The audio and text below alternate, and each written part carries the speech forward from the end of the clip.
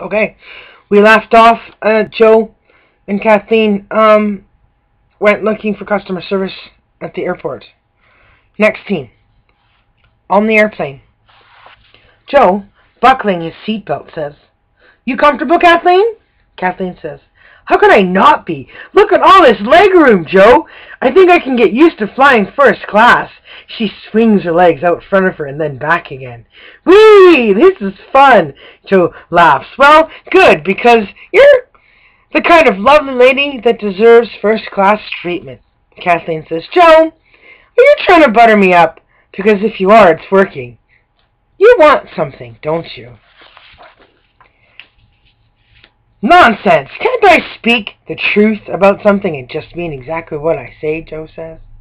"You're a lovely lady I'm proud to be with, and you deserve all the trimmings." Kathleen says, "Okay, Joe, that's enough. I still miss my little shop around the corner." Joe says, "Ouch." He mumbles under his breath. "Guess I'm going to have to try something else."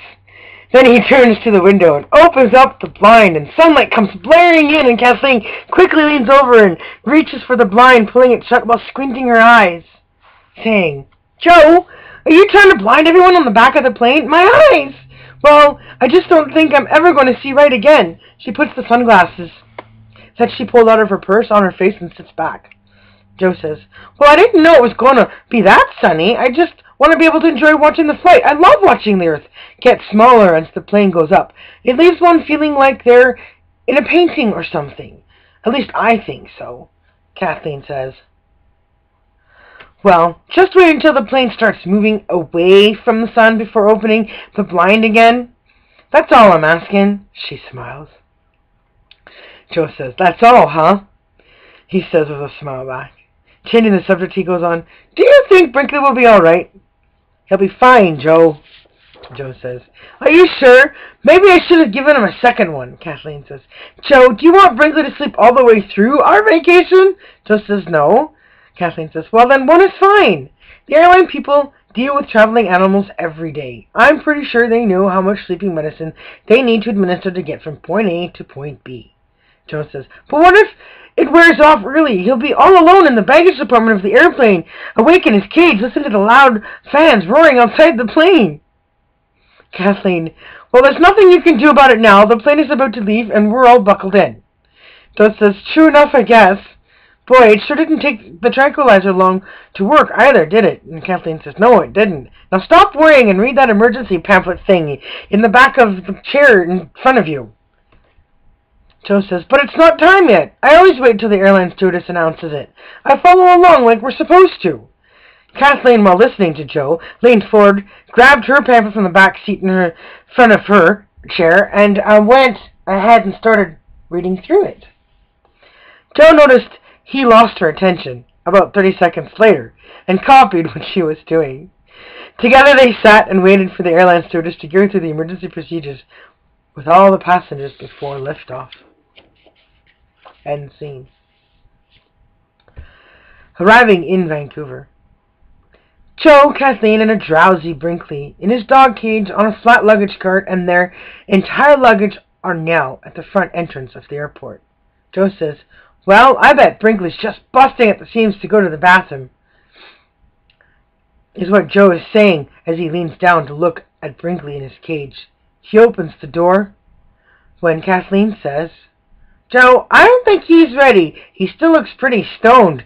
Maybe you should just let him be a little longer. We're in no hurry.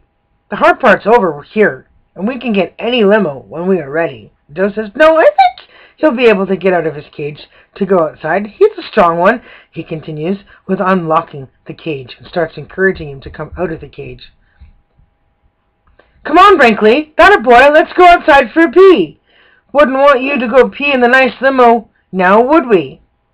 Joe pulls gently on the leash, and the very disoriented Brinkley stumbles out of the cage.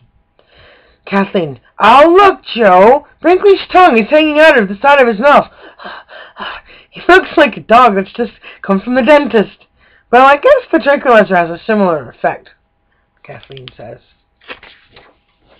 "Only it knocks the whole dog on its ass. Ha ha ha ha ha. He can't even walk, Joe.